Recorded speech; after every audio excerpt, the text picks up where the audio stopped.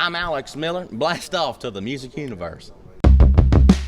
Hey everybody, Matt Bailey here with the Music Universe. It is the final day of CMA Fanfare, and I am so excited to be at the Opry House backstage with somebody whose music I fell in love with in October of last year, seeing him in person and meeting him in Huntsville, Alabama. Mr. Alex Miller, how are you? I'm good, Matt. Good to see you again. Well, it is so good to see you. You've released a full album since last week. Yes, I have. And it is absolutely fantastic. Well, thank you. It's very country. It puts the cornbread in country, I like to think. It puts the cornbread in country. I was reading a review. You got a little bit of that Western swing in there, too. Oh, yes. I grew up on that stuff, so I had to throw a little bit of Western in the country there. I love it. I love it. We had the Riders in the Sky on here, and they make the joke, we're the Western 1%. So it's almost like Western music is a lost art when it comes to country music. I really is. The swing, they keep a lot of swing in there, but the Western side of things definitely gets forgotten. Yeah, country and Western, not just country. But I will tell you, who did you grow up listening to? Because, you did not grow up listening to the country artists of your generation. That is for sure. No, I grew up, my first interest was Josh Turner, but when I got older, I got into like Ernest Tubb and Bob Wills, and Hank Thompson was always one of my favorites as a kid, and of course Hank Sr. And then, I ventured out into lots of different things, like all different types of music, but that's the stuff I grew up on. And who do you look for? Who do you look towards for inspiration when you write songs?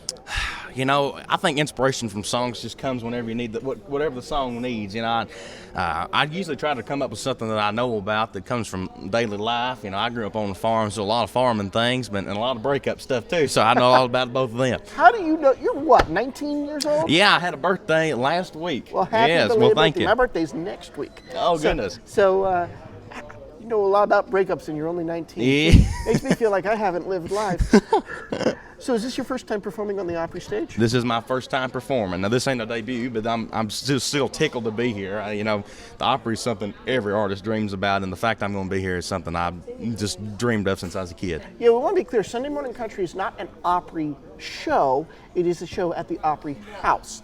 Very important distinction, but you're still going to get to stand in the circle. I'm still going to be in a circle, and that's something that any artist in the country field I'm about to jump out of my skin. Well, thinking I about jumped it, out. I did something I shouldn't have, and I filmed my walk because they have the exhibits. You're not supposed to do this, but the backstage exhibits. But I filmed myself walking in through the artist entrance for the first time. So even as a journalist, I'm like, I've taken the tour couple of three times, and okay, great, wonderful, lovely. When you're invited to come in backstage, and you do it, it doesn't matter whether you're an artist, media, anything. It is just, it's a holy moment. It's a holy moment. That's exactly. He gave me the word. The songwriter gave me the words. That's right. So where can people see you live? Where will you be performing? Well, this year I got some big shows coming up. I'm going to be playing the Kentucky State Fair, and going to be doing a lot of different things this year. Got a show with Brooks and Dunn out in Iowa this year. Looking forward to it. It's the Iowa State Fair.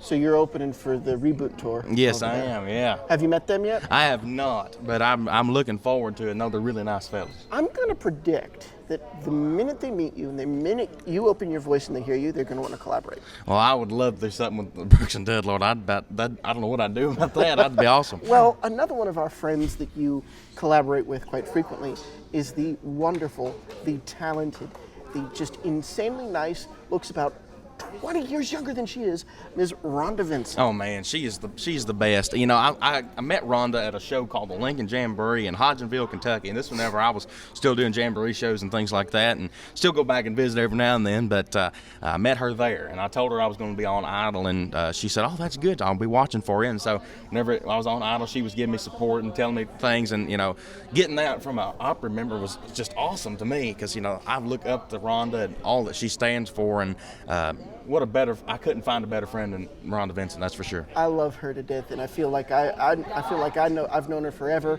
and I've met her twice now, but she always recognizes me, and we chat, and she's just so down to earth. She is, and she's the real deal, real McCoy. She did Mule Skinner Blues at 3rd and Lindsley on Wednesday, And I think that was the best moment of the night. Oh, just, man. Just her and a mandolin with a song that was meant for about 20 other instruments. Right.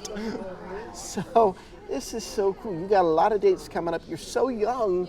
You are so young, and you've got such a future ahead of and behind you. I mean, my gosh, you're just making your mark. Burning the road up, like Yes. they're putting the rubber to the road. I love it. I love it. Alex Miller, a pleasure to speak with you. You too, man. Thank you, sir. Thank you so much.